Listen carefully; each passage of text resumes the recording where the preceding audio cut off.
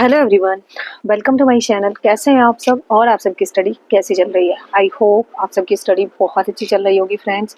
और जैसे कि कल मैंने आप लोगों के साथ शेयर भी कर दिया था, एक ऑफिशियल नोटिस आ गया है शिक्षा सेवा चयन आयोग की तरफ से, जिसमें डिक्लेयर कर दिया गया है कि 18-19 दिसंबर को टीजीटी का एग्ज़ाम जो है वो स्थगित किया जाता है और अगली डेट के बारे में पृथक से इन्फॉर्म कर दिया जाएगा, अलग से इन्फॉर्म कर दिया जाएगा।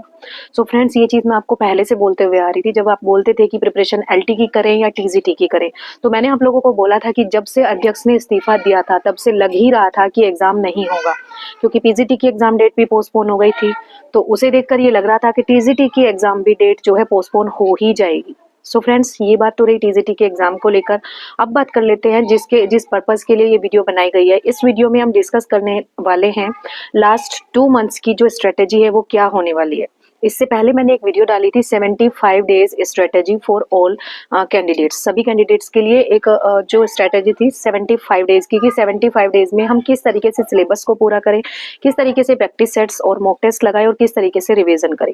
तो उसी के आगे बढ़ने का जो प्रोसेस है उसी में हम आगे बात करेंगे कि लास्ट 2 महीने में हम किस तरीके से अपनी प्रिपरेशन को और ज़्यादा मजबूत कर सकते हैं और ज़्यादा एक्सीलरेट कर सकते हैं, क्योंकि ये वो टाइम है जब हम लास्ट में अपनी प्रिपरेशन को और ज़्यादा जितने अच्छे से कर पाएंगे, जितने अच्छे तरीके से कर पाएंगे, उतना अच्छा रिजल्ट हमें देखने को मिलेगा। सो कुछ क्वेश्चंस भी हैं जिनके आंसर्स भी देने हैं, जैसे जीके जीएस की बुक्स के बारे में भी बहुत सारे क्वेश्चंस हैं। हालांकि मैं उनके आंसर्स हमेशा देती रहती हूँ, लेकिन फिर भी बहुत सारे क्वेश्चन आते रहते हैं। एलटी और टीजीटी का जो कन्फ्यूजन था वो अब हट गया है कि एलटी की प्रिपरेशन करें या टीजीटी की प्रिपरेशन करें। तो टीजीटी की एग्जाम डेट जो है पोस्टपोन हो गई है, तो एलटी की प्रिपरेशन के लिए अब रास्ता बिल्कुल क्लियर है। आप लोगों को प्रिपरेशन अब ओनली एलटी की करनी है, टीजीटी की प्रिपरेशन नहीं करनी है।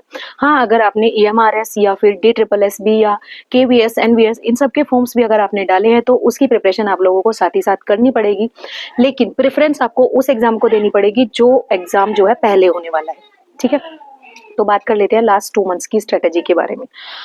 75% सिलेबस हम ऑलमोस्ट कंप्लीट कर चुके हैं एलटी का। ठीक है, literature, literary terms, vocab almost completed है, ग्रामर ऑलमोस्ट कंप्लीटेड है, उसका रिवीजन बाकी है, क्योंकि ग्रामर और वोकैब ऐसे टॉपिक हैं वो कभी भी कंप्लीट नहीं होती है। एक एक बार हमने टॉपिक्स रखकर कंप्लीट तो कर लिए हैं, लेकिन वो कभी भी कंप्लीट नहीं होते हैं, उनको बार बार रिवीजन की जरूरत पड़ती है। तो उस रिवीजन की भी स्ट्रेटेजी इन लास्ट 2 मंथ्स में ही इंक्लूड करके रखेंगे और किस तरीके से उसको रिवीजन को टाइम दिया जाएगा। जो 75 डेज की स्ट्रेटेजी शेयर की थी उसमें 25, 25, 25 3 स्लॉट्स हमने डिवाइड किए थे। ठीक है, तो फर्स्ट 25 डेज में जितना रिमेनिंग सिलेबस था उस रिमेनिंग सिलेबस को हमें कंप्लीट करना था। जितने भी राइटर्स हमारे बचे हुए थे, जितने भी लिटरेरी टर्म्स बची हुई थी, जितनी वोकैब और जितनी ग्रामर बची हुई थी, उसको हमें कंप्लीट करना था। ठीक है, ऑलमोस्ट पूरा तो नहीं हो पाएगा, बट जितना भी होगा। अभी 4th वीक रनिंग है, 4th वीक चल रहा है और आज डे है वेंसडे। ठीक है, अभी 2 दिन पहले ही मंडे में मैंने 4th वीक की जो स्ट्रेटेजी है वो डाली थी। तो ऑलमोस्ट 7 वीक का जो सिलेबस था लिटरेचर का वो कंप्लीट होने वाला था। तो 4th वीक कंप्लीट हो जाने के बाद 3 वीक्स हमारे पास बचेंगे उसको कंप्लीट करने के लिए, क्योंकि पोएट्री सेक्शन हम कंप्लीट कर चुके हैं, ड्रामा सेक्शन हम कंप्लीट कर चुके हैं। ठीक है, तो इसके बाद अब जो पोर्शन बचता है वो प्रोज और फिक्शन का पोर्शन बचता है, उसे हमने स्टार्ट कर दिया है वीक 4th में। ठीक है, वीक 5th, वीक 6th और 7th 3 वीक्स हमारे पास और हैं। ऑलमोस्ट 4 ही हैं, क्योंकि 4th वीक भी चल ही रहा है। तो 1 मंथ हमारे पास और है सिलेबस को पूरा कंप्लीट करने के लिए, लेकिन उससे पहले काफ़ी चीज़ें हमारी ऑलमोस्ट कंप्लीट हो चुकी हैं, वोकैब भी और ग्रामर भी। तो जब हमारे 50 डेज रह जाएंगे, जैसे कि हमने पिछली 75 डेज की स्ट्रेटेजी में शेयर किया था कि बीच के जो 25 डेज होंगे वहां पर हम प्रैक्टिस सेट्स जो है स्टार्ट कर देंगे। तो अभी भी हमारे पास 10 डेज और भी हैं, क्योंकि 60 डेज अभी रिमेनिंग है। इन 10 डेज में हमें डिसाइड करना है कि प्रैक्टिस सेट्स कौन से हमें यूज करने हैं, क्योंकि ऑलमोस्ट 80% सिलेबस जब हो जाता है तो प्रैक्टिस सेट्स स्टार्ट कर देना ही बेटर रहता है, ये जानने के लिए कि हमारी जो प्रिपरेशन हो चुकी है वो कितनी हो चुकी है और किन टॉपिक्स में हम लैग कर रहे हैं। ठीक है, तो 10 डेज के बाद से जब 15 डेज रिमेनिंग रह जाएंगे एग्जाम को, तो हम प्रैक्टिस सेट्स स्टार्ट करेंगे, लेकिन अल्टरनेट डेज पर। ठीक है, अल्टरनेट डेज पर इसलिए करेंगे क्योंकि हमारा सिलेबस भी अभी बचा हुआ है, और सिलेबस बचा हुआ है और प्रैक्टिस सेट जब हम यूज करेंगे तो हमें वहां पर भी पता चलेगा कि कौन से टॉपिक्स हमारे वीक पड़ रहे हैं, तो उनको भी कवर अप करने के लिए हमें टाइम चाहिए होगा। इसीलिए हमें डेली प्रैक्टिस सेट यूज नहीं करना है, हमें अल्टरनेट डे पर प्रैक्टिस सेट यूज करना है। ठीक है, एक दिन हम प्रैक्टिस सेट यूज करेंगे और कुछ कुछ अपना जो सिलेबस है वो कंप्लीट करेंगे, फिर नेक्स्ट डे या फिर उसी दिन उस प्रैक्टिस सेट का एनालिसिस करेंगे और जो टॉपिक्स हमारे रॉन्ग हो रहे हैं, जो क्वेश्चंस हमारे रॉन्ग हो रहे हैं, उन क्वेश्चंस को, उनसे रिलेटेड टॉपिक्स को हम रिवाइज करेंगे। इस तरीके से हमारा रिवीजन साथ साथ चलता रहेगा और प्रैक्टिस सेट भी साथ साथ चलते रहेंगे। ठीक है, बीच के जो 25 डेज हैं जब वो कंप्लीट हो जाएंगे, इन 10 डेज के बाद हम प्रैक्टिस सेट स्टार्ट करेंगे और 25 डेज तक अल्टरनेट डे पर हम एक एक प्रैक्टिस सेट निकालेंगे। प्रैक्टिस सेट कोई भी होगा वो डिसाइड कर लेंगे, या जो भी आप लोगों के पास हो या जो भी आप ले, जो आपको अच्छा लगे वो आप ले सकते हैं, आप उससे प्रिपरेशन कर सकते हैं। इसमें कोई ये नहीं है कि प्रैक्टिस सेट्स आपको यही लेना है। ठीक है, ये हो गया। फिर उसके बाद जब लास्ट 25 डेज हमारे पास बचेंगे उसमें हमें क्या करना है, क्योंकि ऑलमोस्ट 25 डेज तक हम प्रैक्टिस सेट यूज कर रहे थे और उनके जो टॉपिक्स निकल कर आ रहे थे रॉन्ग टॉपिक्स, उनको भी प्रिपेयर कर रहे थे, तो हमें इतना तो पता चल ही जाएगा कि रिवीजन हमें किन टॉपिक्स का सबसे ज्यादा करना है जो हमारे गलत हो रहे हैं। ठीक है, तो लास्ट के जो 25 डेज बचेंगे उसमें हमें केवल और केवल प्रैक्टिस सेट और रिवीजन करना है। उसमें हमें शुरू से लेकर लास्ट तक फिर से रिवीजन पर लग जाना है। अब ये तो है नहीं जितना टाइम अब हम फर्स्ट में दे रहे हैं, फर्स्ट टाइम दे रहे हैं पढ़ने में, उतना ही दोबारा लगेगा। उस टाइम हम ज्यादा टॉपिक्स को एक साथ पढ़ पाएंगे, ज्यादा टॉपिक्स को एक साथ कवर कर पाएंगे, क्योंकि पहले से पढ़ा हुआ होगा तो रिवीजन करने में आसानी रहती है। एक ट्रिक आप लोगों को बताती हूँ, जब आप कोई भी चीज फर्स्ट टाइम पढ़ो तो उसको हाईलाइट कर लीजिए। जैसे बुक में अगर पढ़ते हैं या नोट्स में अगर पढ़ते हैं, या तो आप उनको हाईलाइट कर लीजिए या फिर शॉर्ट नोट्स बना लीजिए। वो कब फायदा करते हैं, वो तब फायदा करते हैं जब आप रिवीजन करने जाते हैं। तो रिवीजन करते टाइम हमें पूरी बुक को फिर से पढ़ना नहीं पड़ता। पूरी बुक को पढ़ने के बजाय हम केवल उन टॉपिक्स को पढ़ेंगे, उन चीजों को पढ़ेंगे जो हमने हाईलाइट की हैं, अंडरलाइन की हैं या शॉर्ट नोट की हैं। ठीक है, शॉर्ट नोट बनाए हैं, तो उससे आपका एक तो टाइम बचेगा, दूसरा चीजें जल्दी से याद हो जाएगी फटाफट से, क्योंकि लेंथी चीजें देखकर माइंड पहले ही डिक्लेयर कर देता है कि ये तो मैं नहीं पढ़ पाऊंगा, ये तो मुझे याद ही नहीं होगा। क्योंकि हमारी टेंडेंसी ऐसी ही है कि हम देखते हैं अगर छोटी चीजें हैं, क्लियर कट चीजें मिलती हैं तो वो हम अच्छे से पढ़ लेते हैं। ठीक है, सभी के लिए यही बात है आई थिंक, मुझे ऐसा लगता है, क्योंकि मेरे साथ ऐसा होता है इसीलिए। सो ये रही बात आपकी प्रैक्टिस और रिवीजन की। सो लास्ट 25 डेज का भी मैंने आप लोगों के साथ शेयर कर दिया। बाकी टाइम टू टाइम हम शेयर करते रहेंगे। ये लास्ट 2 मंथ्स हमारे लिए इतने क्रूशियल है, इतने ज्यादा इंपॉर्टेंट है कि यहाँ पर आपको टाइम वेस्ट नहीं करना है, टाइम पूरा देना है अपने रिवीजन को, अपनी स्टडी को, अपनी प्रैक्टिस को। क्योंकि 3 चीजें सबसे ज्यादा इंपॉर्टेंट होती है किसी भी एग्जाम से पहले। सबसे पहले प्रीवियस ईयर क्वेश्चंस, जिससे कि पता होना चाहिए कि हमारे एग्जाम में कौन से टॉपिक से सबसे ज्यादा क्वेश्चंस आते हैं, और सबसे ज्यादा टॉपिक्स जो रिपीट होते रहते हैं वही हमें सबसे ज्यादा पढ़ने होते हैं। दूसरा सिलेबस कंप्लीट होना, वो तो ऑब्वियसली होता ही है, कंप्लीट करना ही होता है। ठीक है, तीसरा प्रैक्टिस सेट।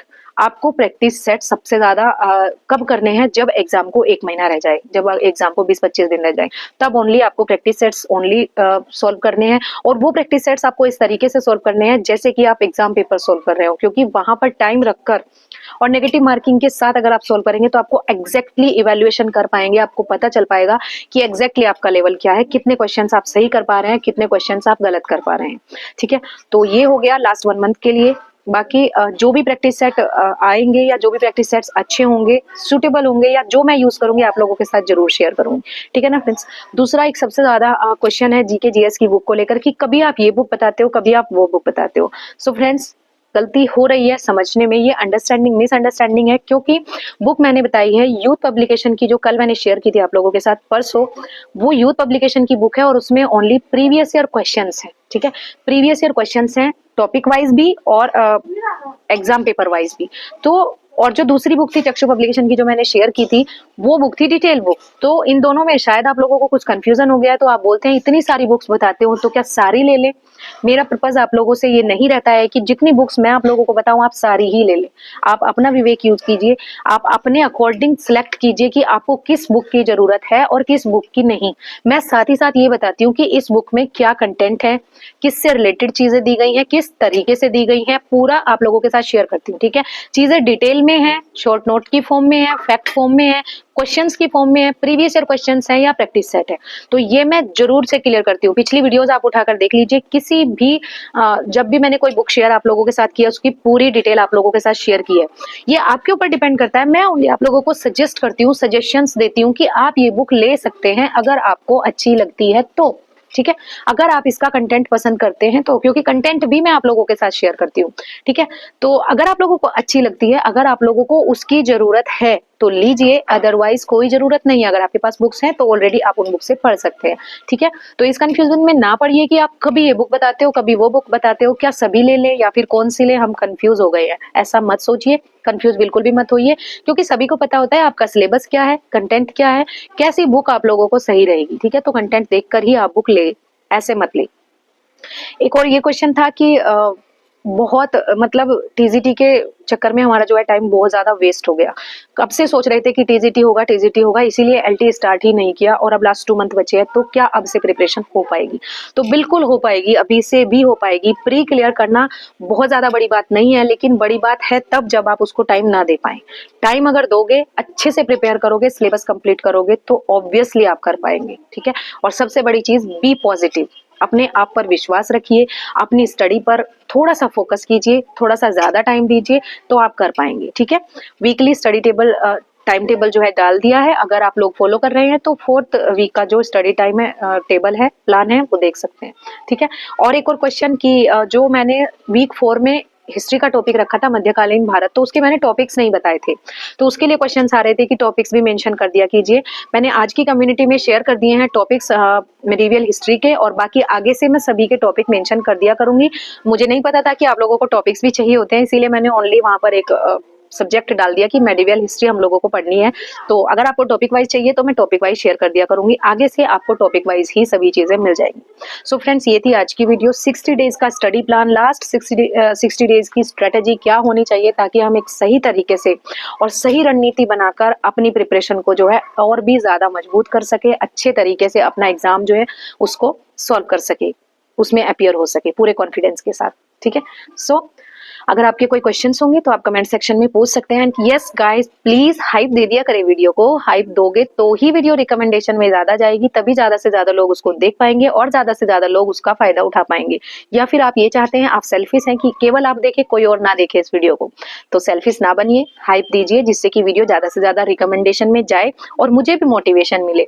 बहुत कम कमेंट करते हो, कमेंट भी नहीं करते हो आजकल। फर्स्ट वीडियो जब डालती हूँ कि टारगेट शुरू कर रही हूँ तो बहुत सारे कमेंट्स आते हैं कि यस हम फॉलो करेंगे, यस हम फॉलो करेंगे, लेकिन लास्ट आते आते सब आलसी हो जाते हो, मोटिवेशन आपकी गुल हो जाती है बिल्कुल, आप पढ़ते नहीं हो, फिर कमेंट भी नहीं करते हो। प्लीज कमेंट करके बताया कीजिए कि आप फॉलो कर रहे हैं या नहीं कर रहे हैं, आपके टारगेट्स पूरे हो पा रहे हैं या नहीं, आपको इनसे फायदा मिल भी रहा है या ऐसे ही बस मैं यहाँ बैठकर 10-15 मिनट बोलकर ऐसे ही चली जाती हूँ।